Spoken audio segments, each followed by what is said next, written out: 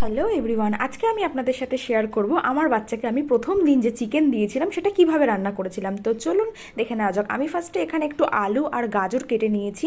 আর যেহেতু ওকে প্রথম আমি আজকে আদা রসুন পেঁয়াজের সাথে পরিচয় করাবো, সেই জন্য একেবারেই সামান্য, কারণ এর আগে ওকে আমি মাছের ঝোল খাইয়েছি কিন্তু তাতে আদা রসুন পেঁয়াজ কোনোটাই দিইনি, আমি শুধু সবজি হিসেবে গাজর ইউজ করেছি।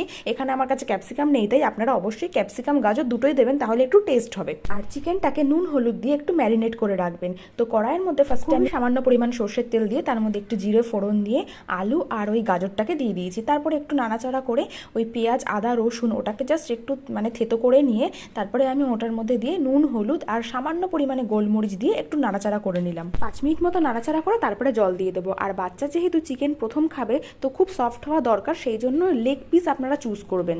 এরপর এটা আমি প্রেসারে দিয়ে দেবো, তারপর 10 থেকে 12টা সিটি পড়লেই রেডি। এর পরের দিন আমি আপনাদের সাথে অয়েল ফ্রি চিকেন রান্নার রেসিপি শেয়ার করব।